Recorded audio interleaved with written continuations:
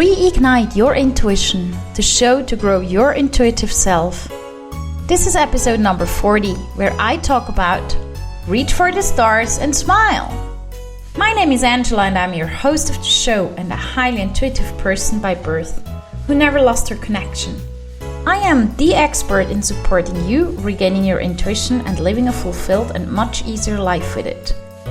Trusting fully your intuition takes time and is a very individual process. I share with you my knowledge and strategies I have developed to support yourself on a daily basis in any situation. By signing up to my freebie, you can support yourself to connect with your intuition. Go to angelahack.com, choose podcast and English, voila, you're there.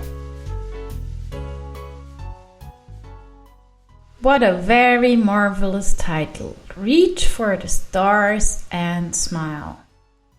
Yay. Really? I mean, come on, be honest, we're in this world.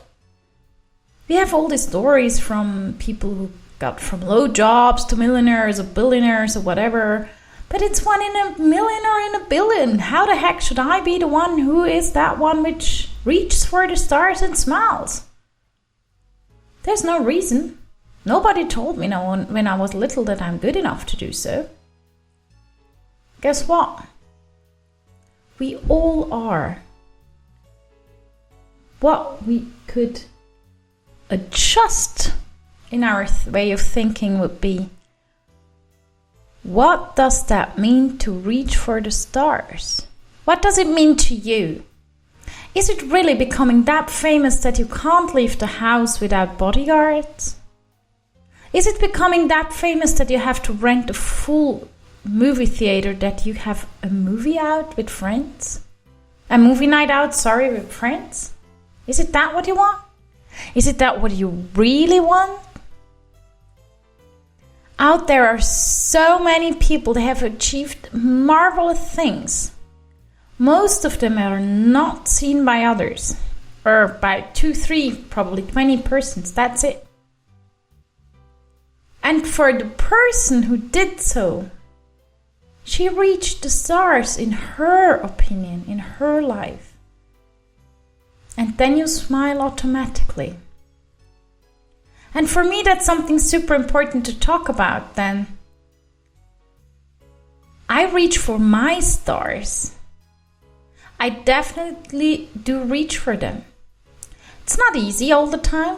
It's not fun all the time.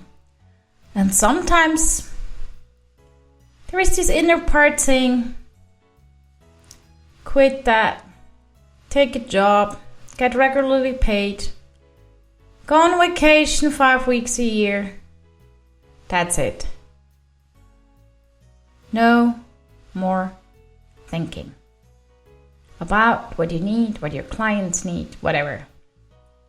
And the whole hassle with being in charge is out. At the end of the day, there's someone above you. And yes, these thoughts are surrounding me from time to time. But that means the stars went out of sight for a little bit. In my office, I have a huge vision board. And every year at least, I try to renew it. And parts from the old one could become parts of the new one. And some new parts become parts of the new one. And I love looking at it because all of a sudden I start to smile. And I see all my stars again.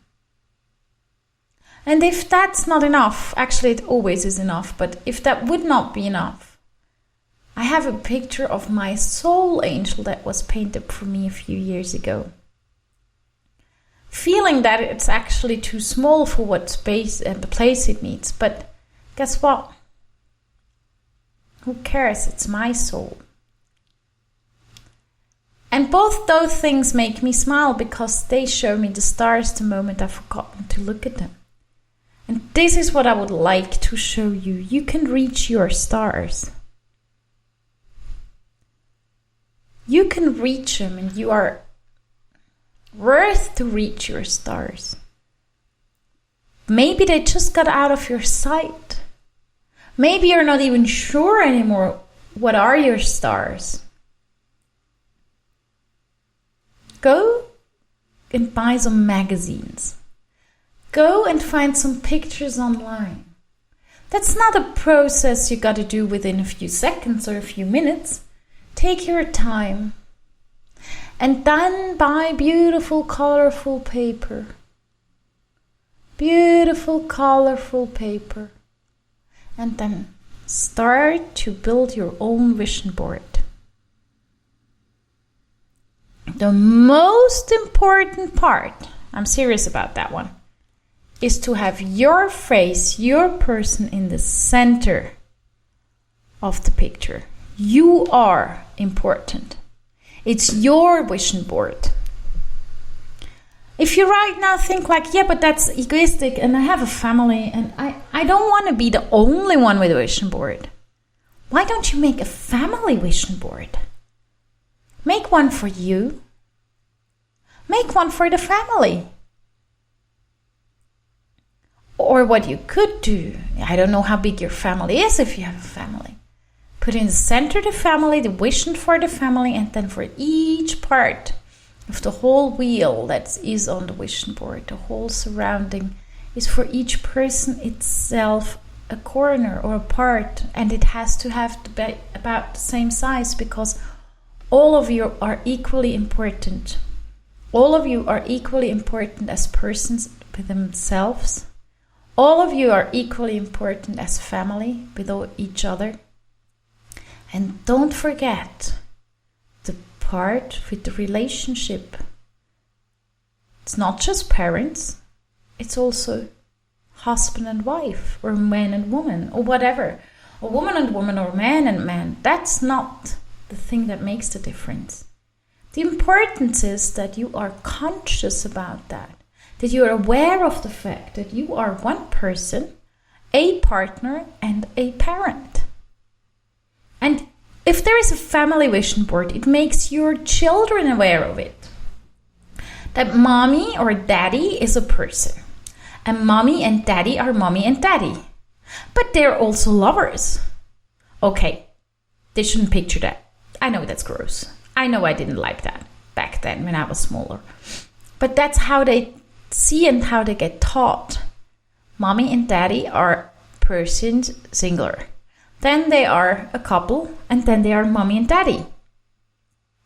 And they have dreams and visions, and they try to achieve them, and they actually get, with the visualization, they get very strong. And that's what they can learn. And imagine if we would learn to visualize our dreams when we are children, how easy it went back then when we visualized something. We just haven't thought big back then. Most of us, some do. Can you imagine what that would change in the world? I guess we should definitely go there. Definitely make a huge vision board for ourselves to see our stars. We can do them for the family as well. See our family stars. We can do them in the office where we work with the team, our team stars. And guess what? You'll see many, many more smiles. You see an automatic effort that's much bigger than before. I love it, and I really think that is important. And please, please, please, please, please, please reach for the stars and smile. I love seeing smiling faces.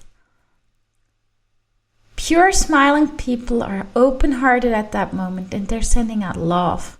The smile is what my eyes see in the face of a person. But the beauty of their heart is what I feel from top to toe. And that's something you can't buy. That's something you don't get when you get famous. That's something you won't get when you get rich. I'm not saying that being famous or being rich is something bad. Whoa, no. We all need money to live in this world, okay? And don't let your vision stop you or your dream stop you because your brain says, oh, I can't achieve it. You can achieve anything. But you also have to work for it. You have to start. Work doesn't mean 16 hours. Work means being consistent, being on it, not stopping and giving up. Being famous for some people, it's a fuel to go ahead. For me, as someone who is rather introverted, it's totally not the fuel. It's like, people stare at me, and I'm getting all stressed. So being rich is totally fine. Being famous is totally fine. Being a cashier in a grocery store is totally fine. Be you. Reach for you stars. Send me smiles. Send smiles out in this world. And show your children reaching for their stars is worth it. And please, mommy and daddies, I know I'm a non-mom, but hey, it's their stars, not yours. Are you ready for reignition? Yes? Then go to angelahack.com, choose podcast and sign up for the freebie with the link you find there. Thank you for listening to Reignite Your Intuition. If you like my podcast, please come back. Tell friends and feel free to share with others how they can access the podcast. And don't forget to subscribe yourself. Thank you. Have an intuitive day.